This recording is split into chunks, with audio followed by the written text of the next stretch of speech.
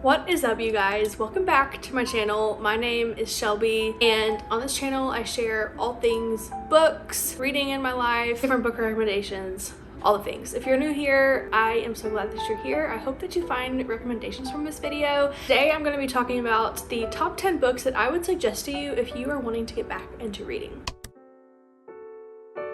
I posted on my Instagram story a poll asking you which of the following book videos you would want to see next on my channel, and two of the options actually tied. And so I texted my friend, asked her to be the tiebreaker, and she decided she wanted to see this video. So that is how I got to choosing to make this video. And if you ever want to partake in the polls that I do or anything else, you can follow me on Instagram. I'll leave the tag on the screen here for you. I post more in the moment, daily life reading update-ish things on there. If you like my content, you might want to keep up with me there. So I just thought I'd put that out there. And I wanted to talk about why I chose only 10 books for this video. If you know anything about me, you know that I read a lot. I realized that if I was new to reading and thinking back to when I actually started rereading again at the end of 2020, I realized that when I was looking for books, there were so many things out there that felt overwhelming to me. There were like 50 plus suggestions on all the things, and I just did not know how to narrow it down and how to decide what would work best for me.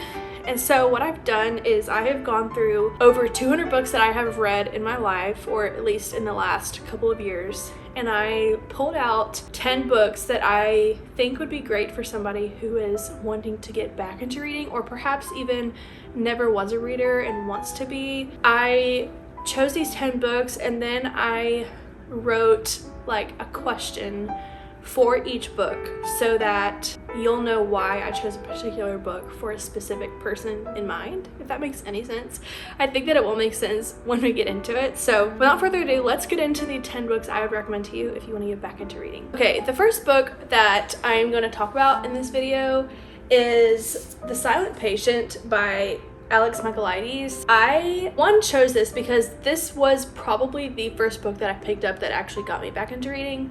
So I know from personal experience that it does help you get back into reading. This is about a woman who, at the time of reading this, is in an insane asylum because she shot and killed her husband and has never spoken since. We're following her as well as another male main character who is a psychologist. There have been so many psychologists who have tried to break her and get her to talk and get her to tell everybody what happened. And so he is like, I'm gonna be the one that makes her talk. And so he's determined to make her talk, and we're just following him going through the clues and trying to work with her and all the things. And the twist in this book is incredible. So my question with this one is, this is for the one who likes to be in the dark until the very end. So if you like to be in the dark until the very end, if you want to read a book and have no idea what is happening until the very end, this is a perfect book for you. The next book that I'm going to put on this list is technically a novella. I think it is actually.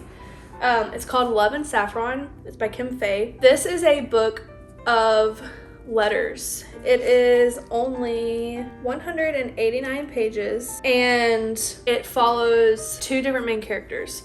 The first one is a acclaimed like article author, I guess, for a famous magazine, and the other one is somebody who is an aspiring writer for the same career, basically.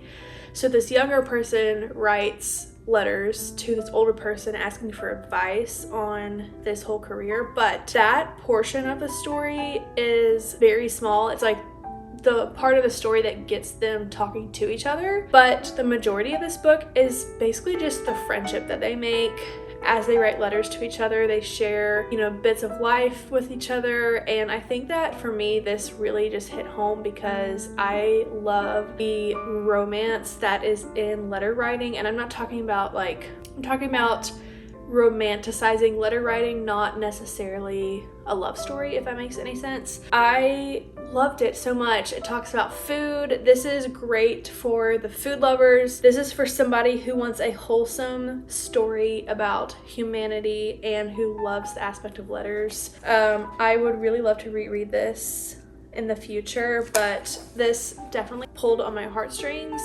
and made me cry in the end. And if you know me at all, you know that I don't cry very easily in books, so I definitely recommend this if you're just wanting a sweet, wholesome story to get back into reading. The next book that I will recommend is All the Light We Cannot See by Anthony Doerr. This is a Pulitzer Prize winner. This is technically a historical fiction novel, and it is taking place during World War II. We are following two different main characters. One is a little girl who is blind, and she is sharing her perspective of living in France when the war starts in World War II, and also what it's like to be blind and how her father helped her navigate life, helped her learn to navigate the city even though she was blind. That part was just so endearing to me. The other main character is a boy who's growing up in an orphanage in Germany and eventually is recruited by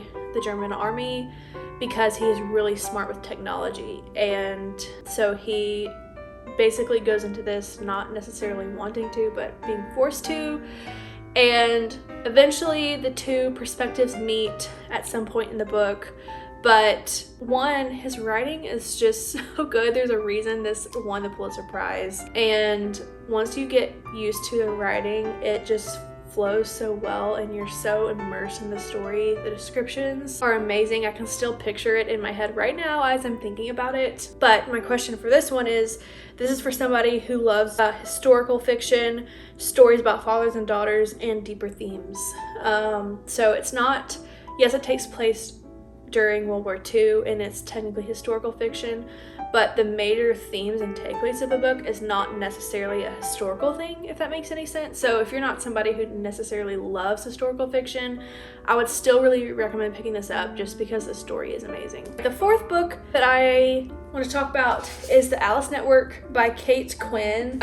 She is a fairly popular historical fiction author, and again, I know I've got two historical fiction back to back, but this is for the person who loves women's fiction meets historical. If you love spy, suspense, genuine characters, espionage, like all the things, it is incredible.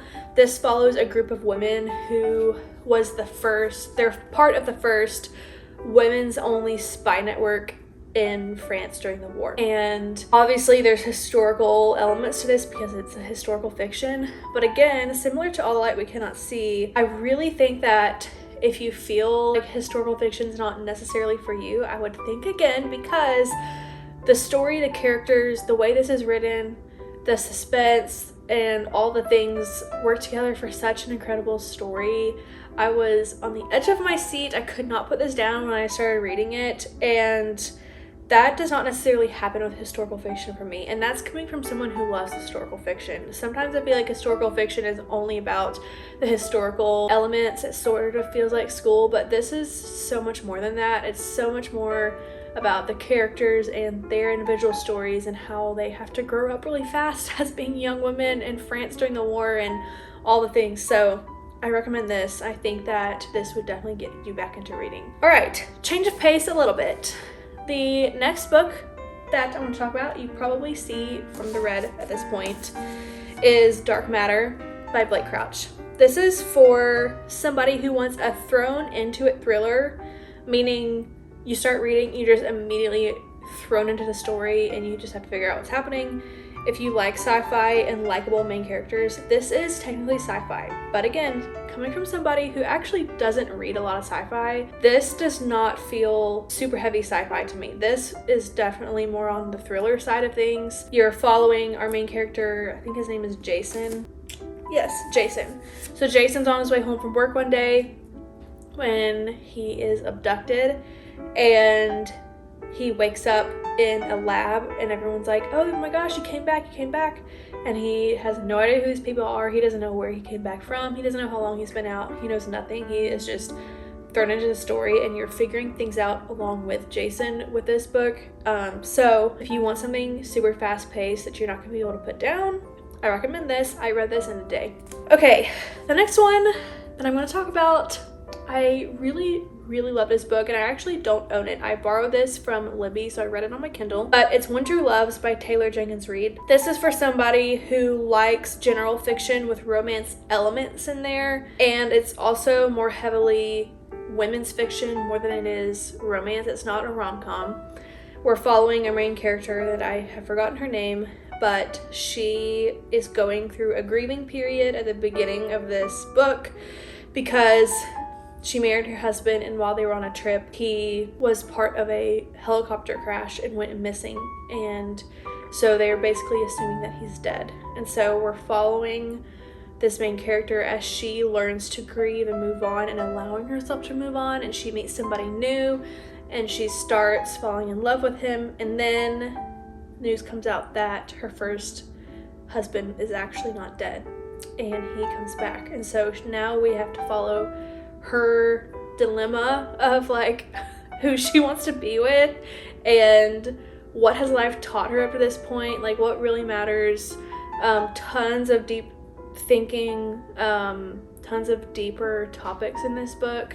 Again, this is not a rom-com, it is a romance, but it is more so women's fiction / general fiction, and it was so good. I loved this book so much. Okay, I have got 4 more books to share with you. The next one is Educated by Tara Westover. This is for the person who wants nonfiction that feels like a novel. Because that's what this is. This is a nonfiction book about Tara, who escaped a Mormon survivalist family, and it reads like a novel. There's dialogue in here. It does not read like a traditional nonfiction biography memoir. Honestly, there was a time while I was reading this that I forgot that it was actually a true story, just because the way that it was written drew me in so much that I was so engaged with it and I was wanting to know what was going to happen next. I really think that this would be great for somebody who enjoys true stories, who enjoys listening or reading stories about real people and what their real experiences were. This was so heartfelt, and I again want to reread this at some point. It's been a couple of years since I've read it, and it is still one of my favorites to this day. Next one I'm going to talk about is Beach Read by Emily Henry. She is every romance reader's favorite person. She's amazing. This is one of the books that I first read by her, and I enjoy it so thoroughly. I've read it a few times since then, actually, because it is that good. I relate to the characters a good bit, and I just love it so much. But we're following Augustus and January. January is a women's fiction author, and Augustus is a general fiction author. They are both in writing slumps, or what's it called? Writer's block. She is living at a family-owned cabin, and he is a neighbor next door and happens to be living next door, and they don't know each other until she's living there. And so we've got close proximity going on in this book, and yes, there are some rom-com elements to this, but it's not like a super fluffy feel-good romance book, if that makes any sense. This is for the person who likes a rom-com but likes to have deeper topics in there.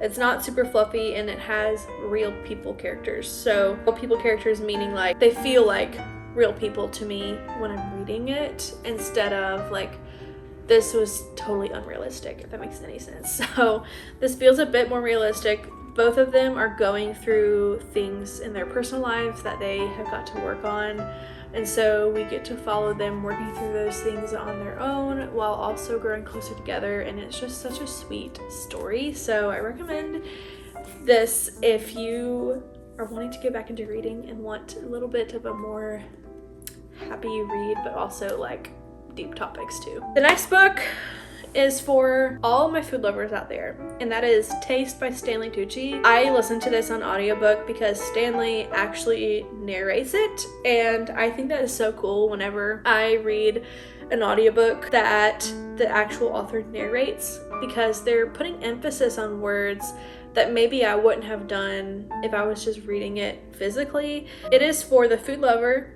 It is a funny audiobook, and it is heavily about Italian culture. So it's Stanley's memoir about growing up in an Italian family. He talks so much about food and so many different recipes and just funny stories about his life, and also some hard stories about his life.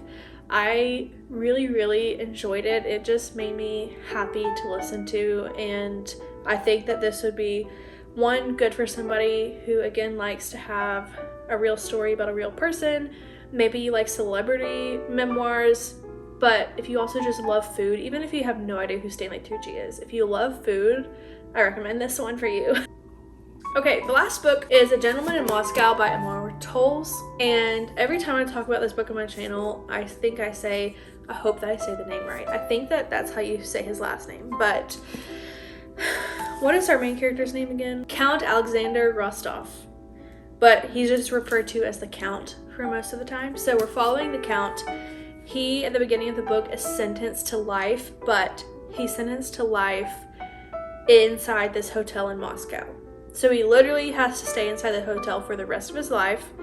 He cannot step out. Inside this hotel, there are restaurants, barbershops, a ballroom, like all the things. It's not just like a traditional hotel that we think of in America. So we just are following his life in this hotel, and it is so endearing. This is for the person who wants a heartfelt story, who loves hotels and just like the idea of exploring a hotel, who loves a whole cast of characters. So there are a cast of characters in this, but it's not overwhelming to keep up with them, and they really grow to be family. So if you love found family elements, this book is perfect for that. I really enjoyed this author's writing. This was my first book by him, and I have his other two, and would really love to read those soon. But this is something that I think about literally all the time, like at least several times a month. I'm thinking about this book in some capacity.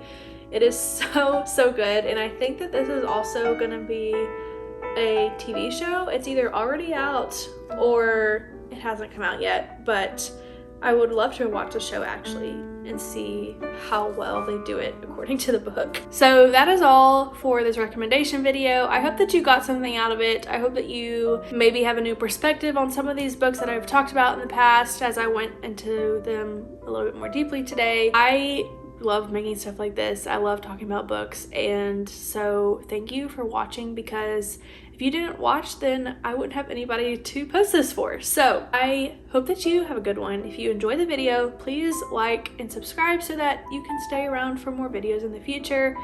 I cannot wait to continue sharing my book journey with you. So hope you have a good one. Bye, friends.